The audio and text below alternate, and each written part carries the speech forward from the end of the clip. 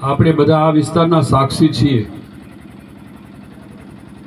જે પહેલી વખતે હું જ્યારે ધારાસભ્ય તરીકે આ વિસ્તારમાંથી ચૂંટાણો એ વખતે પીવાના પાણી માટેની શું સ્થિતિ હતી એ હું અને તમે બેઠેલા ઘણા બધા લોકો જાણે છે। એક હેન્ડપંપ ડંકી કરવી હોય ને તો પણ ઉનાળામાં એ હેન્ડપંપ કરાવવા માટેના અછતની મીટિંગની રાહ જોતા અને ક્યાંક ક્યાંક એવી સ્થિતિ આપણા વિસ્તારના ગામડાઓમાં હતી કે વહેલા જાગે એ અથવા વહેલા જાગે એ એક કૂવામાં ઉતરે ને બીજું દોરડું લઈને ગાગર અંદર નાખે અને એ ભરી દે એટલે બેન છે એ સીંચે અને બહાર લાવીને ઘરે બેડું ભરીને જાય। આવા દિવસો આ વિસ્તારમાં પીવાના પાણીના આપણે જોયા છે, એનો હું તો સાક્ષી છું જ, પણ અહીંયા ઘણા બધા બેઠેલા એમાં પણ જોયું છે। આજે આખું ચિત્ર એનાથી કંઈક જુદું જ બદલાઈ ગયું છે।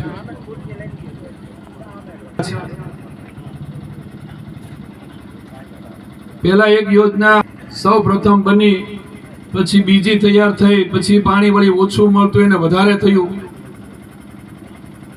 70 લીટરમાંથી હવે 100 લીટર સુધી દરેક ગામમાં દરેક ઘર સુધી દરેક વ્યક્તિને મળે એ યોજના બની। હું આ વિસ્તારની વાત કરું છું।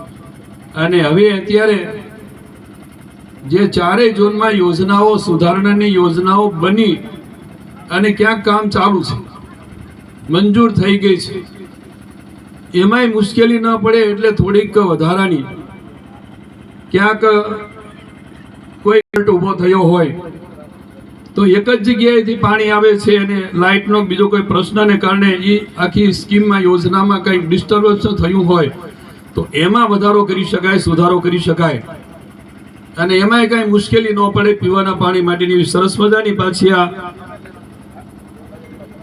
યોજના જે ગોમા ડેમ આધારિત યોજના છે, જેનું પાણીમાં ડેમમાંથી ઉપાડીને ત્યાં લાવશું। ત્યાં લાવ્યા પછી એ કાચું પાણી કહેવાય, રો વોટર, એને પાછું ફિલ્ટર કરશું। ફિલ્ટર કર્યા પછી ચોખ્ખું થઈ જાય, ચોખ્ખું થયા પછી 2 ટાંકામાં, એક ટાંકાનું અને ત્યાં બાજુ જાય।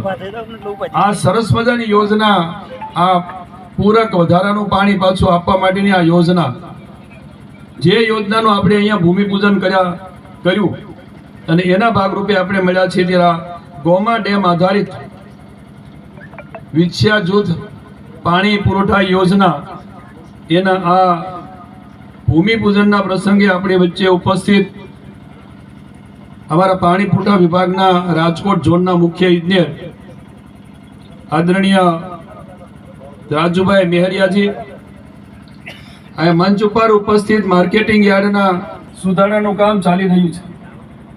પેલી બાજુ કનેસરા અને ભાડલા, મારા સરપંચ ભાડલાના બધા મિત્રો આવ્યા છે, એમને પણ ખ્યાલ છે કે ત્યાંથી આ સુધારણાનું કામ ચાલી રહ્યું છે। આ ચારે ચાર ઝોનમાં પીવાના પાણી માટે પૂરતા પ્રમાણમાં એનો સ્ટોરેજ હોય અને વ્યક્તિ દીઠ 100 લીટર પાણી મળી રહે એ રીતની પીવાના પાણી માટેની પાઇપલાઇનો અલગથી જ્યાં નાખવાની છે એના કામો મોટા ભાગના ચાલી રહ્યા છે। અને એનો મારે તમને એટલે આંકડો આપવો છે કે જે આ કામ ચાલી રહ્યા છે ને એ અહીંયા કુલ આ સુધારણાના કામ 217 કરોડ રૂપિયાના 4 ઝોનમાં કામ ચાલે છે। એની સાથે આપણે વધારાનું અત્યારે મેં આપને કહ્યું ને, જે ગોમા ડેમ આધારિત આ યોજના બનવા જઈ રહી છે, ગોમા ડેમમાં એક ઇન્ટેક વેલ, આપણી સાદી ભાષામાં કહીએ કૂવો બનશે, ત્યાં પમ્પિંગ સ્ટેશન બનશે, ત્યાંથી પમ્પિંગ મારફતે લોખંડની પાઇપલાઇન, એટલે રસ્તામાં ક્યાં નાની મોટી ગડબડ ન થાય, આ કોટલાના પાદર સુધી આ પાણી આવશે।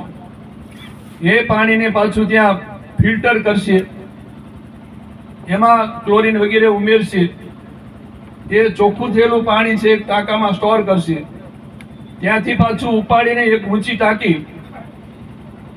આમાં વિછ્યાવાળા કેટલા હાથ ઊંચો કરો છો? વિછ્યા શહેરના છે તો ખરા, આભાર। જ્યાં એને આ વિછ્યા શહેરને પાણી મળવાનું છે, એની સાથે સાથે છાસિયા ઝોનને અને જરૂર પડે તો જે હમણાં આપણે બીજા જિલ્લામાંથી આપણને કાપડામાં મળેલા જે ગામડા છે એટલા માટે કહીએ છીએ કે એમાં કાંઈ હતું નહીં, બધું જ મારે કરવાનું છે. એવા નાના માત્રા ગોરૈયા, સમઢિયાળા, આ બાજુ ઓરીને પણ લેવાનું છે. ગોરૈયા છે, આ 4-5 ગામ જે છે એ બધાને પણ અહીંયા એક ઊંચી ટાંકી મારફતે ત્યાં સંપ બનશે, જ્યાં અત્યારે વિછિયાની બાજુમાં પિંગલાધાર કહેવાય ત્યાં છે, ત્યાંથી પાછી સુધારણાની યોજના સાથે એને જોડવાના છે. અહીંથી એ સ્ટોરેજના પમ્પિંગ મશીનરી મારફતે એક ફાટો છે અહીંયા હિંગોળગઢની ઊંચાઈ ઉપર જ્યાં ટાંકો છે, સંપ છે, ત્યાં વધારાનો સ્ટોરેજ છે.